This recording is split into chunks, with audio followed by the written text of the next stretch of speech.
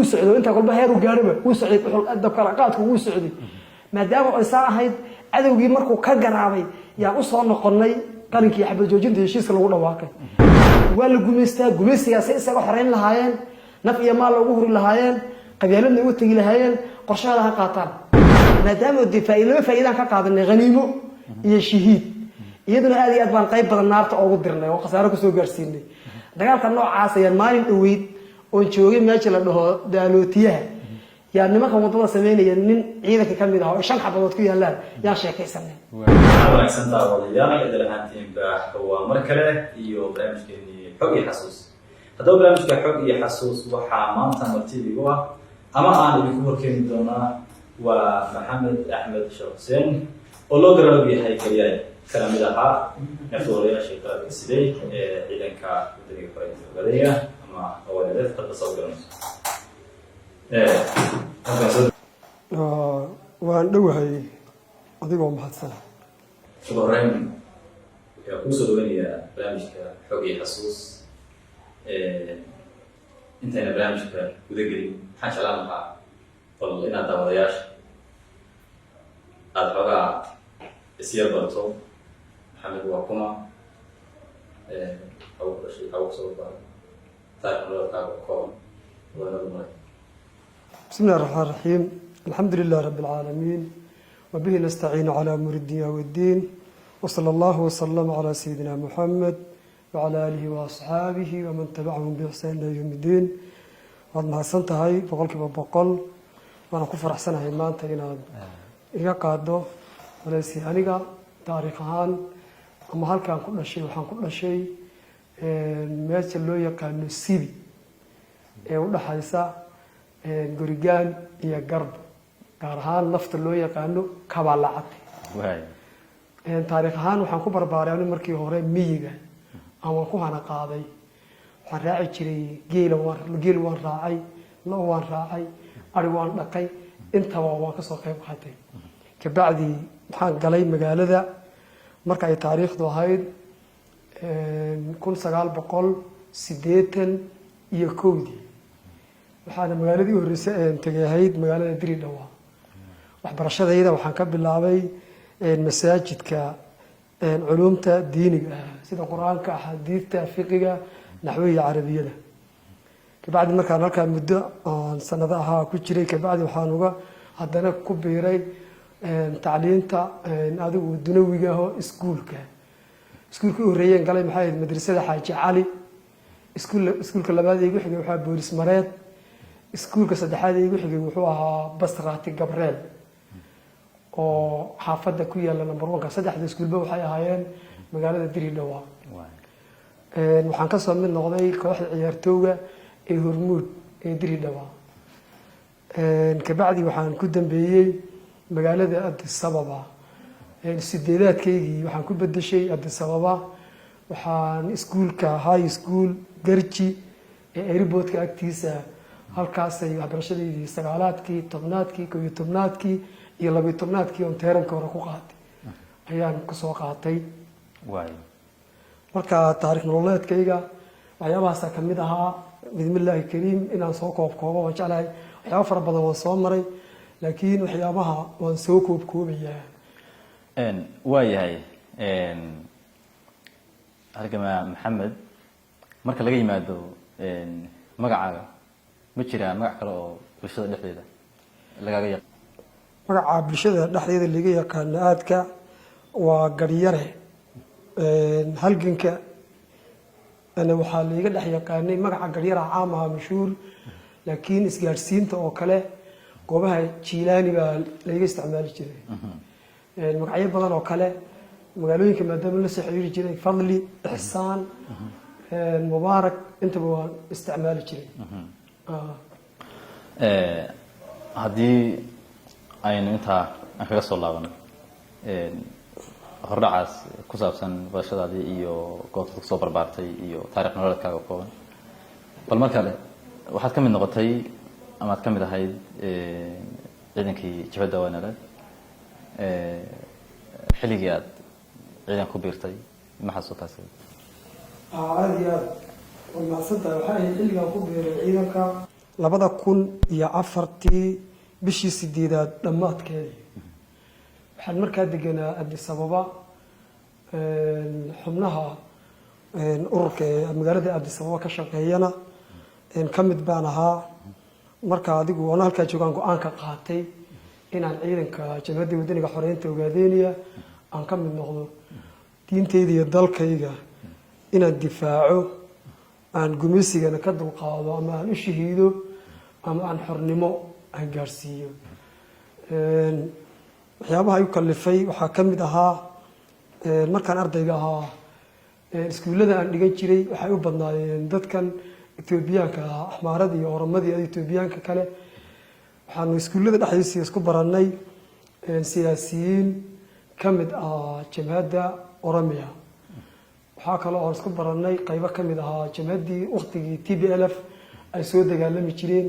xubno kamid ah kulka iskuulka aan wada dhiganayeen sida iskuulka high school Addis Ababa sheekooyin badan iyo waxyaabo fara badan markaas la soo maray taariikho kale aan markaa line dhoofitaan oo Norway aan tagayay baan u joogay fiisa nambartiina waan haystay 2 bilood ka bacdi yaa inaan Norway tagaan ku tala gashay markaan go'aan ka qaadanayay in aan qoriga qaato Norway taariikhdeeda maadaama wadankan tagayay waxa waxyaabo badan ka daraaseeyay marka dagaalo badan inay galeen oo inay wadan gaar u taagan noqdaan xornimo qaataan dagaalo badan ay u soo galeen oo qaraad markii uu dambeeyay lagu xareeyay dhul buuraley oo barafa la yiri inta dambe baaqiga barafka halka inaga reeba iyo go'aamada qaateen yaa waxaan go'aan qaatay in aan wadankan kaga hodanka ee gumaysigu haysto in aan sida raggaas ay wadankooda u dagaalameen in aan ugu dagaalamo ama aan xornimo gaarsiiyo ama aan u shahiido go'aanka markaas leenka dhoofka saasan ku burburiyay adigoo in dhalinyaro ah wax bartay saa sheegtay cilumta diiniga iyo maadiga ay wax kaga baxsanayeen ama heer fiican xilliga ka maraya ayaad go'aan ku gaadhay inaad qoriga qaato saa sheegtay waliba aad layman dhoofo dibadda aad iska kansashay talafteedu dareemna caadi ku sameynaysaa adiga أنا أدي أد وحن وجعل مبسوط كجاه إن عن قرية قاطو إن ودن كدبدي ستقو وعي سببته تهيحان أم السنة إن ودن كقحوتي كتجيه ودن ولي بقى لقناهنا لكن كيسو أن كنا بدسنا نقف إسلام أنا يكون ضد كريستيين سؤال بدنا أنت عن سفارتك أن تيجي إنتاج شيء دعوة السعودي ليجوا يدي شيء يعني حكى دراسي إن ودن كيجوا وكم يهم سنة إن ودن كاتبو حنا كفر حسنا وكوكنا حسنا إن ودن كيجا عن هذا يشير قصة نادوا يلاقي كلية تماهين لما شير وهارد مر ودن كويت لبضع كون يو تضبطي ويصبح في سنة برضه وان يدنا وان شوشيء وحاك له لبضع كون يدنا تضبطي الأحداث يصبح في جامعة مصر يدنا وان شوشيء هذا المتك قاعد وحي صبح في جامعة ليبيا انتي نقول وان وذا شوشيء وهي هذا يشير وحنكون فكري كذي إن أنا وضن كذي جميل وقابحين هذا وكبرنا هنا كبرته هدي أنو هالجميل أنو هالجميل هذا يشير عنه حنا من سنة ما دام وضن كوجاديني اللي جميستو inay tacliintiisa iyo waxbarashadiisa iyo jaamacadiisa iyo digrigiisa iyo masterkiisa inay tahay qalinka wax lagu bartaa inuu qoriga yahay yaan aaminsanaa wax lagu qori karo oo taas tacliinta ugu fiican tahay way aad ma san tahay hadii aynu taa inta kaga soo laabano intii aad duurka ku jirtay hawdka halgamaysay dabcan qisooyin badan yaa laga yaabaa inaad la soo kulanto oo kala duwan nooc ay ahaadaan ama kuwa gaar ku ahaadaan ama kuwa halganka iyo saaxiibadaadii ku xeeraa soo qabsada noqdaan bal hal iyo laba qisooyinka ugu adag ama wali maskaxdaada ka goynaa jeclaan lahayd inaad dib inoogu celiso xusuustaada maxaa kamid horta halgan markii lagu jiro meel qabow ama meel fudud ma laho hawlaha halganku waa adag yihiin waayo qof dibad joogaa tahay cadow awood badanna la dagaalamaya wax meel kuugu diyaarsan ama nacfi ah ama rasaasa ama hubi ma jirto markay saatay had iyo jeer waxaan ku fikiri jiray in aan nacfi ahaan iyo hubkii aan ku dagaalami lahayn inaan la soo baxano meesha koobaad ku fikireen inaan cadowgan ka soo qaadanay rasaastii ama qurigii aan qurigan yar duugoobe ku bedeli lahayn ama rasaasta yaraatay halkan ka soo badin lahayn inuu cadowgan u dooni jir ama nacfigiina cadowga ayuu taarka ka koobaad ahaan u doonanayno ta kale labaad iyadana waxyaabaha kalena adigu wuxuu iska ahaa waxyaabo iska asaasi ah markaan yartaa taabto qodobada lagu adkaa xagga markii la dhaho duruufaha waxay ka mid ahaayeen waqtiyaabaho hadda 2014 iyo 15 oo kale iyo waxaa dhici jirtay inaad 12 maanta aad socod ama dagaal ku jirto ama waxba dhamayn waxaan xusuustaa maalmaha ka mid ah 2013 iyada oo ila socdaan 11 gabdhood oo reerihii aagaa joogay meel ka tirsan degmada Baabili agteeda oo la dhaho Jabara ayaan joognay Ramadaan bay ahayd anoo sooman yaan 5 wiil diray waxaan reerka taga afur iyo raashin nooga sii diyaariya markii afurkii gaarin baan xabad maqlay wiilashii baa ii yimid waxaan dheer raashinkii biyo anoo meel ku diyaarsanayna reerkii cadow soo galay aragna xabadaynay talakeen waxaan halkaan loogu daayay waxaan gabdhaha reeraha halkan jooga wixii gabdhaheed ku ogtiin ka soo ururiyo 12 gabdhood oo gabadh ana wada joogno marka diri dhawa ka timid ay ka mid tahay yaa laga soo yaa naloo keenay adoo halkii baan ku dooranay raashinkii markaan soo qaaday nifiidkii markay tahay yaa 4 goobood aan loogu sheegay maanaan ay kolka iyada kolka waan afar habeenka hiraabti markay tahay yaan 4 unugood diyaariyay oo hubaysan istiraatiiji kaartadii oo kolka cadow ku soo aroorti ku soo baxay markaan ogaanay 4 unugood baan midba meel dhigay aniga iyo koox dhowr iyo 10 la socotay gabdhiina waan u baxnay toddoba subaxna markay tahay xabadii oo ras 4 goobood ba ka qarxaday waxaan sameeyay hadaba aanu sim kaarna aan watay yaan sim aan aad u isticmaali jirin yaan bixiyay wadadii aan oo socdaan meel salaxa yaan dul dhigay inuu cadowga soo marina aan ugu tala gashanaa adigu 8 subaxna markay tahay wiilashiina xabadii aan maqlay iyo 8 subaxna wiilku horeeyay la soo aaday dagaalkii waan galnay nabadna waan nahay cadowgiina dib baan u fariisinay raadka meel kale aan u bixinaynaa waa inoo casarki iyo meel hiblo marka afgarasho aan lahayn baan ballanka ku qabsanay oo nu isticmaali jiray tiro ama luuqadan samaysanay yaan isticmaali jiray waxaan la hadlay yar oo horintaliye ah oo meel kale joogay meel joogay calaamadiyay ana markaan ku soo socday wuxuu yiri ciidan baa igu soo baxay masan ciidanka la dagaalan meelibna hayno ahaato xabad ma maqal markaan muddo aan xabad maqalin yaan isagii waan Ramadaan oo soomanahay adoo la hadlo ciidankii markuu yiri soo jiraan waayay mana arag difaacina waan ku jiraa soo baxwaana waan soo nimid ciidanka markaa halka soo nimid casarkii markay tahay yay baxay wiilash yaa waxaan isu wada nimid yaa waxaan yiri inoo ciidankii nacfiga inoo raadin lahaa bir ciidanka saad u diray wiilkii ugu soo noqday yaa xabadi bilaabatay si xoog laagta Jabara dhaxdeeda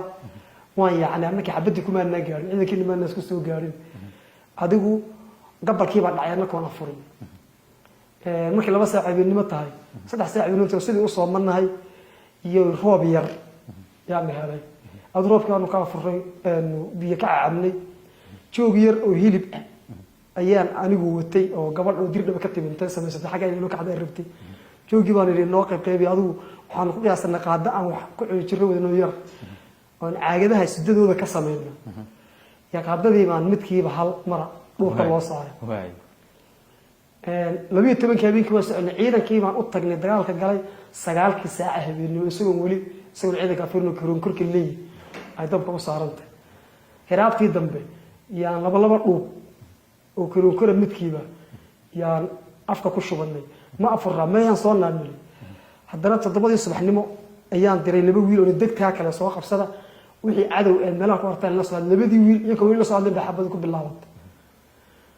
annagoo soconna ayaa haddana saaran annakii xabad u maqalno wiilu diray wiilashii gaarin baan annakii cadowgii shabsana annakoo dagaal baan galnay adoo aan ka baxnay meel istiraatiiji oo buura soo qabsanay wiilashii mid baa noo yimid isagoo nabad aan baxnay hadaba ciidan kor socdaan oo arag reer magaalada maxaa la jeedaa waxaan jeedaa berigi dambe deemoon halkii dhammaystiranin oo yar meel kale reerkii iska tagay marka adigu 12 maalinka waxaan galay 5 dagaal waana soomaleen habeenkii dambe dagaalkii dambeeyay casarkii baan galnay habeenkaa dambena biyo ayaan ku afurnay aroortii dambe annakoo sidii u soomano gabdho intaan afuran iyo gabdhayna diidayiin iyo haddana dagaal yaanu galnay dagaalkaasi aad buu u cuslaa muddo 2 saaca yaanu ishaysanay markaan dagaalka ka baxnay oo maalinkii labaad tahay yaanu biyo iyo caano yar oo haysanay baan ku afurnay marka adigu waa maxaad qiyaasan kartaa 2 maalmood oo soon isku bixisa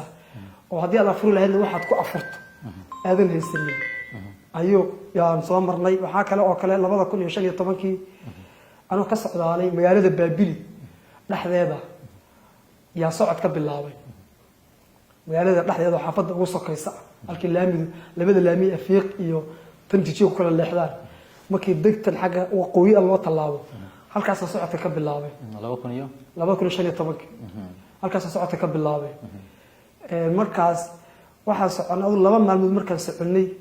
yaa waxaan u dhaxdhaxnay erar habeenkii baanu reer tagnay reerkii waxaan niri safar noo dira yar baan leeshii lacag 10 kun inuu qaato raashin iyo adigu wax aan 7 kun noolaanana uu soo galo ninkii wuxuu yiraahday dambe igu soo noqda gabalkii markuu dhacay ee reerkii iman lahayn baan wax qiimeystan oo ninka ballankee noo qabtay wuxuu joogar maxaynu haysanaa masalan 2 baydku waa bakeeri waa koob bakeeri iyo barqaada marka wuxuu noqon rubuc iyo nus rubuc waxay isla noqon 2 bayd waxay isla noqonayaan adu nus kiilo iyo wax yar bay isla noqon 9 nin waanu nahay waan ku soo kala dhaafay habeenkii hore annaka oo guureen iyo dudumcadka hoosteeda annaka laamida ka goynayna yaa laamida markaan goynay yaanu wiilasha ka rariyay wiilasha naga dambeeyaan culays dareemay shanqad hadal iyo hugul ma maqal laakiin culays waan istaago dib baan soo jallacay wiilashii annaga waxaan arkay shaar cad oo noo soo dhaxeey geed galaalas ku leeyay ninkii markuu garab socdo yaa gacanta qabtay uu dhawaaqay wiilashii waa soo yaacay anigii de waxay u habsaday bay moodeen aduninkii waa warsan xagga ka soo baxdo magaa tuula aan maqallo oo la degayo oo nusbaarka jinkada lagu garaacay aan maqallo ir tuulana ka soo baxay ciidan madangan yahay baan haab ninkii yaa waxaan iri adigu magac ina ayo iyo qabiil uu abtiriya aan intaba garanayo bas halkan maxaa ku keenay ma karan doonad baatiin marka suu yiri maya bas halkan ma degto waan degnaabi oo tam had qabiilka u sheeganaysaa marka ma ogaadin badna moodi ma wax ogaadin miini dad naga cabsanayso anku niman dadka islaamka ay u sameeyeen yaa nu nahay inta markaan iri magaciisa oo 3 baa qoray yaa ninkii dhalinyaradu waxay dhaninkani dib inoo keeni doonaaye aanu tashano xana macna la reerkan aw reerkin waa reerkan dadka iftiimayay waa waqti haraaba maanta reerka ku geeyno odayaal waxa naga soo kaawasaan masada maxaa iga fiican idinku idilay reerka ma ku koray nimanka aan hayaan ilaahay reerka hadii la arko idinku ila socdo waa reerka nag baa laga sii marka intaan niriyaan ir soco sigaar iyo shidoo mesela sigaar kaba macbi مثلا تقولين حتى يروح يسجدون إذا العقد ما يستوي نفترض شيء لسه عندك كمان ولا كلا عكسي كاسويري صرف معي كبر والله عكسي صرف ما كلا صرف معي بهان يعني العقد اسكو حلو سيد حيت تضرب بقول برنتين فريه بنودي إلا مهير كي يمون تيجي تولدي يكون نقضي أنا كي ونوصل اللي هبينكي ما لها مسكسي حنا أرورتي صار درنا بارنا فيلوين حق الريات النور لافي حق النور لافي iska soconay maalintii aad meel baan iska tagnay siralkii nagama bixin aniga naftiira kala sahaminay waxaan soo helay meel aan tariibkii hore eelan ka cabi jiro hadda keli la dhaho hadda keli waa af oromo waa eelkii keliyada hadda keli la dhaho hadda tako hadda keli waa hadda tako la dhaho yaa soo helay eelkii baan kurisayn war wanaagsan hadda tako ma bas waa soo noqonay adigu heerkiina safarka habeenkii hore waan ka shakiyay wiilasha waxaan soo ma haysano intan raashinka kii nuskiilihi iyo barka ha bas turturka ay nagay caawan ka dhalmeerana intan aynu iska saloolan waan iska saloolanay intii waan iska dhalmeeranay aroortii waanu baxnay meel baan iska degnay casarkii markay tahay soo baxnay nin geel la jooga oo af Soomaaliga ku adag yahay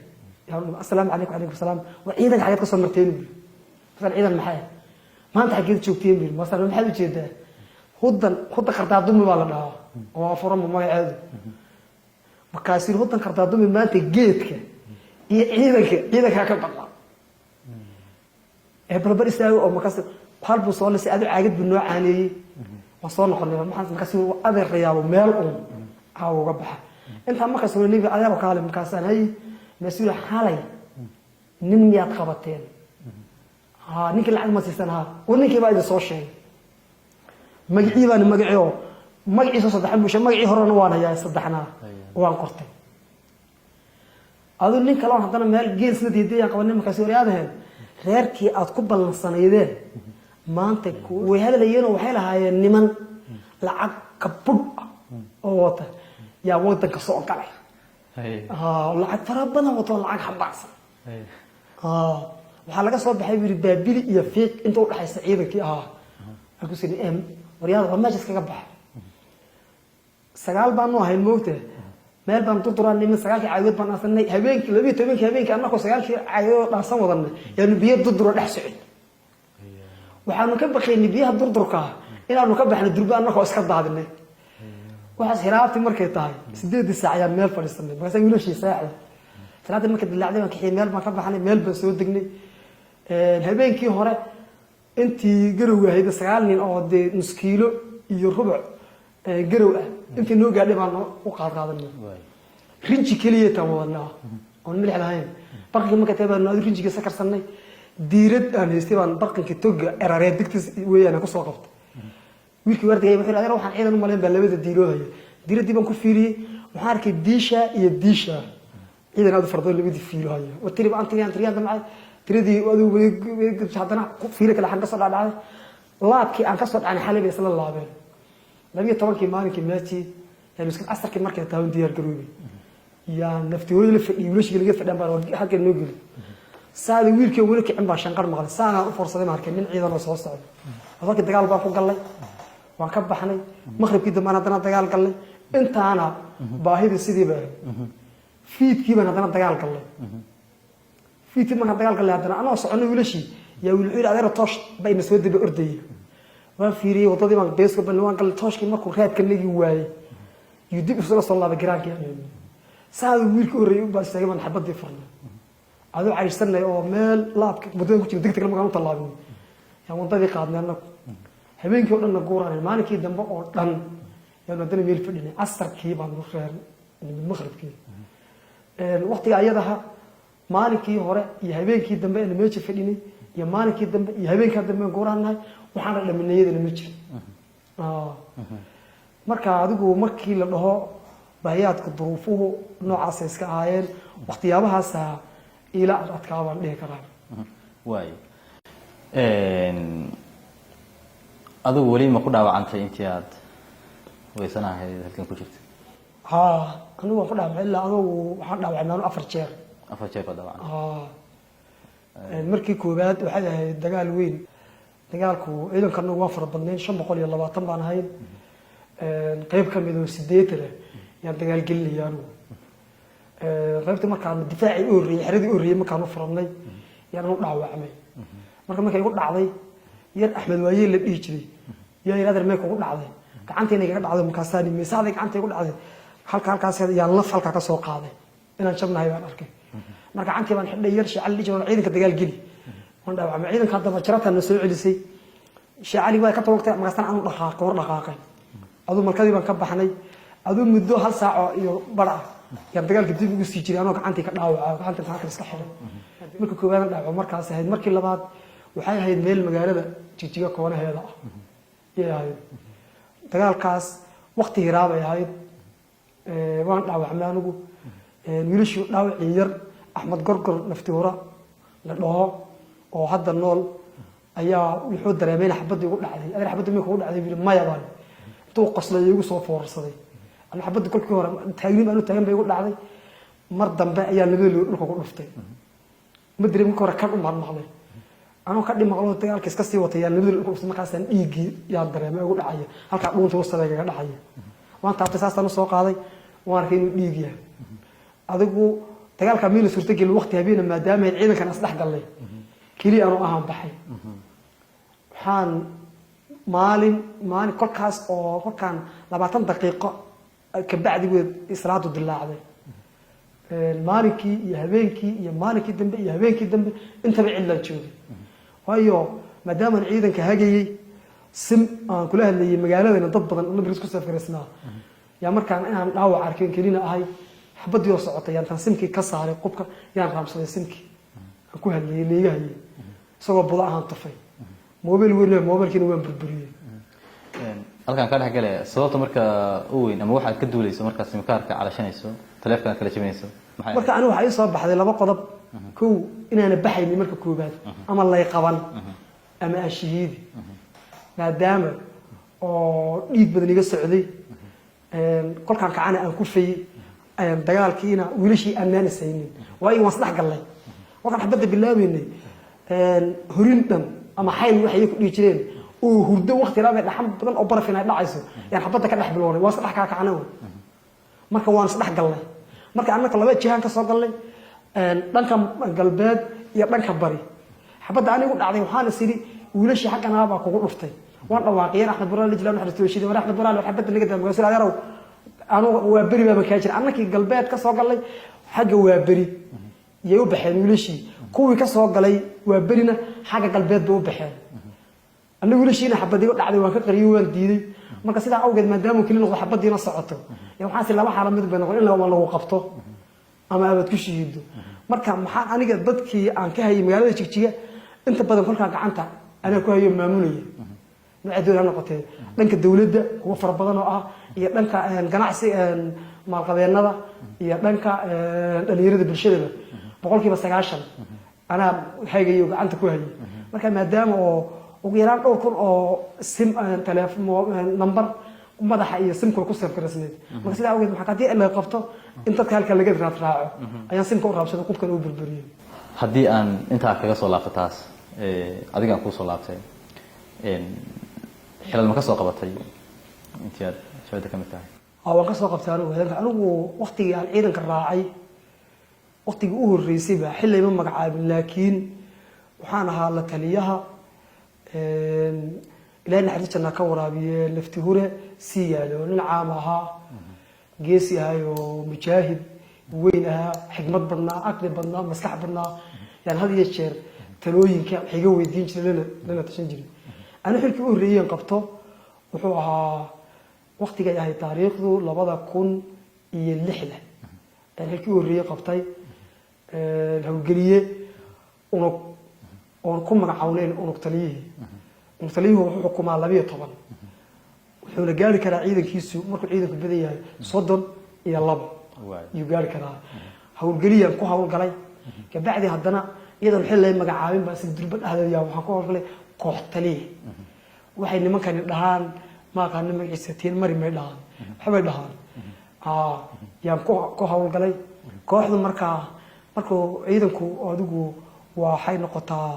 30 ama 33 markuu badan yahay tirada waa laga badin karaa ciidanku badan yahay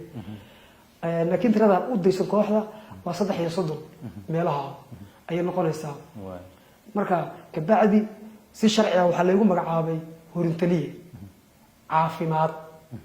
marka anu maadaama nin qori kara aan ahaa nooc yar caafimaad ayaan ahaa iyadoo marka iyadoon laysiinin tababar caafimaad yaa waxa la yiraahdaa caafimaad baa tahay maadaama farta qarsan ka tababarta caafimaadka la keenay ka bacdi baa gurmadka degdega la baray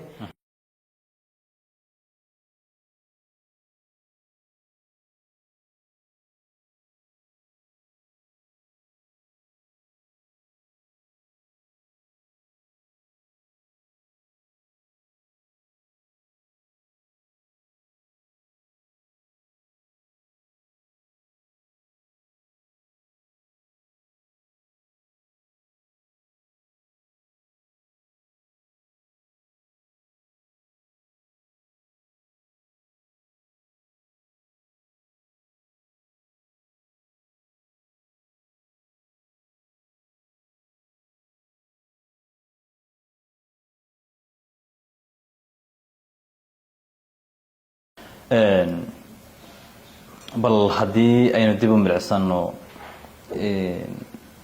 rajooyinkii ay naftoodayaasha ku hawlgalayeen ama ay ku dagaalamayeen waqtigaas rajada ugu weyn ee xilliga ay ku jirtay maxay ahayd waa su'aal fiican rajada koobaad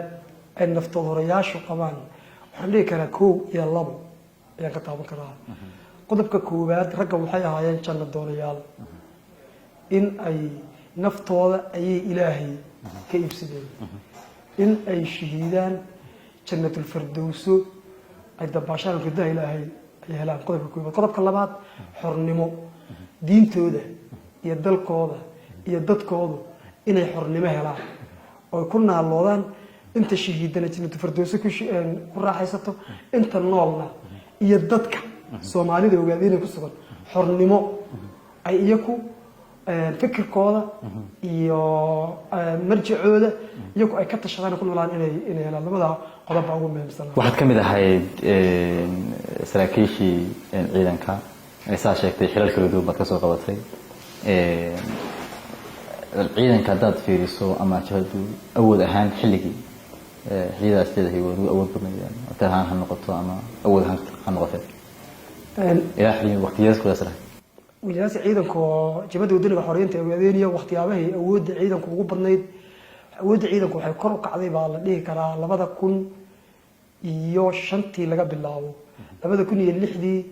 awooddu kor bay u sii kacday ilaa 2007 way qaybaha ugu badan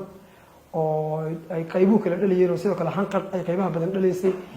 waxay yideen muddo sanad dhexdeeda yaa 3 qaybood yaa lagu magacaabay sanadkii dambana qayb ayadana lagu magacaabay ciidanku markuu bato farabato yaa kulba qayb hor leh ka sii dhaleysay 2005 ayay awood ciidanku bilaabatay ilaa 2006 7 8 awood ciidanku kor ayay u socotay tiraduna aad u raayeen qaybta aanu kolka aan kamid ahaa gorgor waqtigii tirada awoodda ugu badnayd waxay ahayd 670 iyo dhowr nafti hore ayaa marka qaybta kaliya qaybta gorgor dadka qaarkood markay idin yiraahdaan intaasoo sanad duur ku jirtay oo dagaalamayseen waxaad soo laabatay idinku hal tuulana qabsanin ama hal tuulo xoreynin dadka noocaas maxaad kaga jawaab lahaydeen su'aalaha noocaas kale labaan kala qaadi labada mawduuc baan kala qaadan insha Allah horta bulshada reer ogaadeenaya halganka laf dhabarkiisu bulshada xoolo dhaqatada ah ee miyiga iyo tuulooyinka u badan baan qaybta ugu badan koow halganka iyo ka tarankiisa lahaa oo maanta markaan dagaal galintaas naftu rashiidaan reerka ama tuulada intaas baa ka soo baxaysa dhalinyaro waxay kala ay wadeen biyaha caanaha raashinka geela ariga lacagta qoriga rasaasta inta bayaka keenayo bixinay waxa kale oo adeega magaalada aan tusaale ahaan waxaan si toos ah u maamulayay laga bilaabo Araarsa ilaa iyo Addis Ababa meelaha ay dhash u sii taallay kunti u taallay jigjiga baabili harar diri dhawa Nazireed iyo Addis Ababa ayay ahayd telefoon ama lug intaba waan ku tagi jiray oo fadhiyo ku tagi jiray marka haddaba markay dawada iyo rasaasta iyo direyska waqtiyadan nafti horaha intaan degay direyska aan ka soo gaday har way jirtaan maalin ma ka soo gadan 150 isku joog oo uniform magaalada har dhaxdeeda dadka haddaba shacbiyada halganka doorka aad iyo aad u weyn ayay ku lahaayeen naf iyo maalna way hurayeen rubniga koobaad ama tiirka koobaad ee halganka waday wuxuu ahaa shacbiyada biyiga iyo tuulooyinka degan dad reer magaalkii wax yar ayuu ka soo gaari jiray sheekh iyo shariif iyo culimo iyo caamo dhalinyaro hooyooyin ma kala harsaneen dagaalkan saf hore laga wada geliyay maskax ahaan iyo fikir ahaanna taloodu keeniyeen maalkii iyo shirarkii lagu socdayna iyagu ka soo baxayay su'aasha markaan inta kaga gudbo mawduuca tan kale ee dad kale tuulana meedaan qabsanin dadkaas dad bisil ma ahan dhigi karaa waayo sababta oo ay tahay maanan degaynin magaalooyinka laakiin magaalooyin badan baan qabsanay sababta oo ay tahay tuulooyinka oo dhan anaka aysan loo maamulaynin degmooyin badan oo maamulaynin way jirtay tamacanaguna ma ahayn tuuli iyo magaalo intaan dhex fadhiisano inaan dhahno magaalada joognaa waayo cadawga si uu awood inuu kolkaa helaa suurtagal noqon sidaa awgeed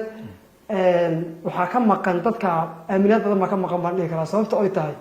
intii uu socday halganka hubaysan caasimad iyo waxyaabo waaweyn meel suurtagelin la qabsado istiraatiijiguna ma ahayn saa way dagaalkan wuxuu ahaa dagaal guriile ah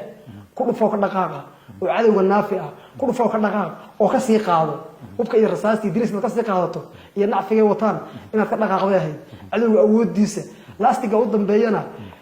de koofiyada inay ahayd inuu laagu kaga dhaco marka waa la qabsadaa dib maxaa ka maqan hadda wadamo fara badan oo 150 sano soo dagaalamayo Afrika jirta oo waliba ku 150 sano halkan ku qaatay marka dhowr iyo 20 sano in la dhigo tuulo meedaan qabsanin hadda wax ay keenaysaa ma jirto faa'iidada ugu weyn ee waqti xaadirkan aad isleedahay halgankaasi waa laga hayaa inta aan rumayn mooyaane inta aad isleedahay waa laga hayaa maxaad yeelahay loo kataabanaysaa waad maasan tahay xilligan horta qalinka halganka wuxuu ku bilowday qalin markii uu horeysay qalinka dad baa waxay dhahaan oo lafiyadan cidna la tashanin iyo si laab la kaca u baxday u booday dadka wax badan xaqiiqada ama taariikhda way iska indhatirayaan ama wax fara badan ma ka khaldan way sabtay oo nalaf waxay ku bilowday halgankan qalin waad weyd doorashadii u horeysay oo nalaf boqolkiiba 80 iyo wax dhibiciyo ayay cid buuxda ku heshay cadawgii markaa la isayay ayay u intami weyday in ay ogaadeenaya ay sidan wadanku sii joogto cadawgii baa dagaal bilaabay markuu madaxdii ogaadeenaya iyo odayaashii iyo sharaftii u laayay oo ogeyd ay qabditaar ka dhacday guday ka dhacday dhagax buur ka dhacday wardheer ka dhacday istifaac buu halgan ku qaatay in la istifaaco waliba waxaan xusuustaa aan ku reebaan bariga dagaal dhagax buur dhexdiisa ka dhacay majigaano jeebla sigaar bariga maxaa jirtay bariga hore jeebla sigaar waxa la dhaho la wareego soo jeebla sigaar laga gato meel hore diin meesha la dhaho korkeeda ah hadii soo hadda meesha bir dhaweyd baan tagay waan yar gartay anoo ku jira yaa waxa baday oo qabta shir lagu leeyahay waxa soo galay baabuur dagaal ku socda urka ku soo qaaday xabadu baa ka bilaabatay mar aan siligii ka booday anu ma ogeyn kuray ku sanbanaay xoog la 20 jir ku dhadhow marka urku wuxuu qaatay markii madaxdii Israa'iil ballankii uu buray inuu dagaal kale istifaac dagaalkii uu galay dagaalkii hadda wuxuu keenay guul kow in caalamka oo dhan oo ay kala soo la ogaado cadawgii shalay qarinka diiday ayaa wuxuu dalbaday oo qiray oo nalaf inay mujaahidiin xaq dir shalay waa argagixisay oo shaftay lahaayeen waxaan qiray in oo nalaf mujaahidiin xaq dirira oo diintooda dalkooda difaacanaya hadalku inta uu socday qorigu markuu socday hadalku uu socday inta qalba heer uu gaaraba uu socday wuxuu adab kala qaadku uu socday maadaama ay saahayd cadawgii markuu ka garaabay yaa u soo noqonay qalinkii xabad joojinta heshiiska lagu dhawaaqay inta xabad joojinta heshiiska lagu dhawaaqay faa'iidooyinka la gaaray baayadana waxba si weyn aan ka taabanaya kow ummadan iyo dadka Soomaaliyeed waan kala xidhnay waxaana looga dhigay dadkan inuu ururkan yahay urur waraaba ah oo dadka cuna oo mooyadiisa loo waraabeen meel la aqoonin aad waxaan ugu midi jiray markaan dulka joogay hal maalin ya caasimadda jijiyeenta ku dhex geeyo dadka la sheegay waxa sheekay kolka dambe barka soo dira uu nabad geliya marka faa'iidooyinka laga gaaray waxa kamid ah hadda guusha aan hayno kow dadkii Soomaaliyeed inuu ururku waxay ahaayeen ay barteen in aan dadkii lahaa oo nafsin la kacay ku baxday in aynan wax jiray ahayn oo imikana qalinkii oo halka ku socdo siyaasadna lagu wadi karo ummadiina aan ka dhaadhicinay oo tusnay inuu ururkan urur dadka Soomaalida ogaadeenaya degan u dhaxeeya himigiisu yahay dadkan iyo dalkan inay xornimo qaataan wax fara badan aan dadka maskaxdiisa ka bedelno oo si laba jibaarmo faa'iidooyinkaas aan haynaa waan dhigi karaa sawirkani waa adiga waan gartay sawirkan ma xasuutaa xilliga laga qaaday goobta laga qaaday cid ka qaaday aad iyo aad baan u garanayaa sawirkan wuxuu ahaa 2009 يعني بالأهان أيها مقن حن شغل مال بورتن دنكيدا oo la dhaho dusha oda sawirka waxa iga qaaday yeynid min la dhigi jiray oo yeynid iyo John laba wariyo waxay ahayd midna Faransiis ah midna Mareykan ah John wuxuu nin Mareykan ah yeynidna wuxuu nin Faransiis ah labada nin ayaa adigu waliba jeenaasi gaar ahaan si qaadi wuxuu ahaa John ninka iga qaaday ninka magaalada xaqna ka soo xidhay magaalada Jigjiga ayaa xilka laga soo bilaabay ana leeyahay keenay halka goobta sawirka iga qaaday mar goobta markii laga keenay socdaal baan galnay waxaan soo maray dooxan adigu booraale ilaa daaqato galaal shan ka baxnay jiirta ka koreysay hudi hidi la dhaho ayaan ka baxnay dusha daalutan soo maray xaggaasaan ka soo rudmanay faafaman xaggaa kaga soo dhacnay haddana booraalaan nimid habeenimo ka soo gurnay faafaman soo talawnay barqankii dambaan dushan odaan nimid maalinkaa dambe magaalada kusoo celinayay sawirkan laakiin sawirro fara badan ayuu uga qaaday aad baad umahadsan tahay ugu dambeyn haddii aynu intaa kaga soo laabana barnaamijkeeni oo waqti kuu siiyo inaad fariin yaro kooban halkan bulshada ugu gudbiso fariintaas maxay noqon lahay aad iyo aad baad umahadsan tahay fariinteedu waxay ahaan lahayd dadkan soomaalida ogaadeynaya dad badan baa laga yaabaa inuu ereygaa uu ka yar ma ku dhegaysto uu dhaho waa maxay laakiin xaqa lagama baydho waayo waa magac sumad halgan maadaama uu saa yahay dadka soomaalida ogaadeynaya ku sugan waxaan fariina u dirayaa in ay kow garwaaqsadaan in la gumaysto cadow soo duulay oo diin ahaan iyo dal ahaan mid aan isku mid ahayn inuu gumaysto in ay u diyaar garoobaan tab iyo xeelad kasta in ay cadowgaas isaga xoreyn lahaayeen ay falowgeeda galaan iyaguna muwaafaqo iyo midnimo iyo walaaltinimo ay gacmaha isu qabsan lahaayeen qabiil ahaan iyo qabyaaladana ay is uga tegi lahaayeen ay garwaaqsadaanna aqoon-yahamiinta iyo dhallinyarada hadda waxbaran haysa iyo culimada iyo inta saaxiibu ra'yiga iyo inta kaleba in ay garwaaqsadaan in la gumaysto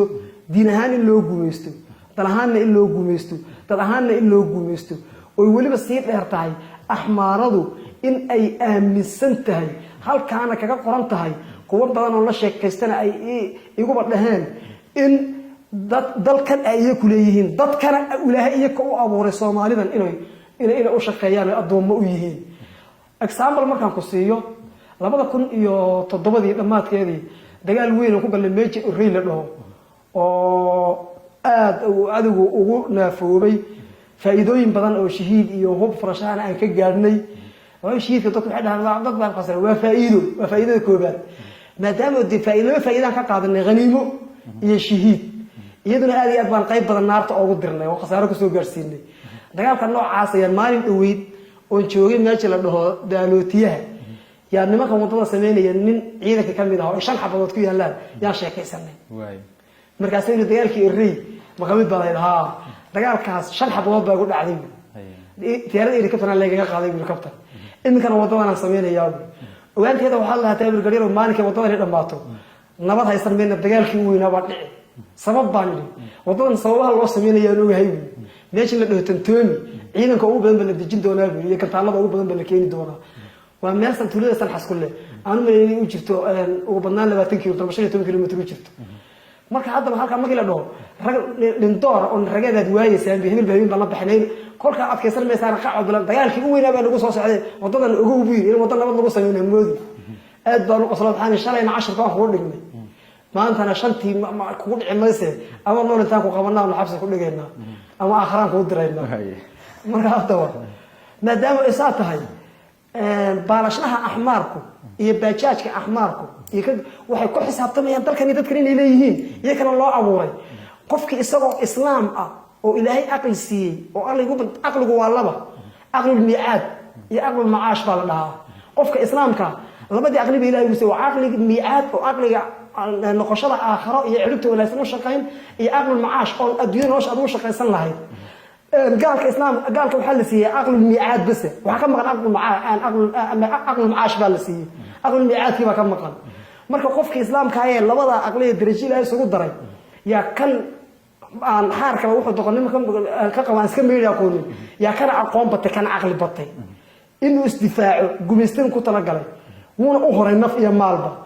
كيف وجرنا أي نوع عصاية إسلام كاين أنت أصلا عقلي يشرفت إلى سيه in uu ninkii iska difaaco iska dhiciyo marka waxaan ilaha shacabka Soomaalida ogaadeenaya ku sugan waa la gumeystaa gumeysigaas isaga xoreyn lahaayeen naf iyo maal ugu huri lahaayeen qabyaaladna ugu tagi lahaayeen qorshaha qaataan aad iyo aad baad mahadsan tahay waanu kaaga mahad celinaa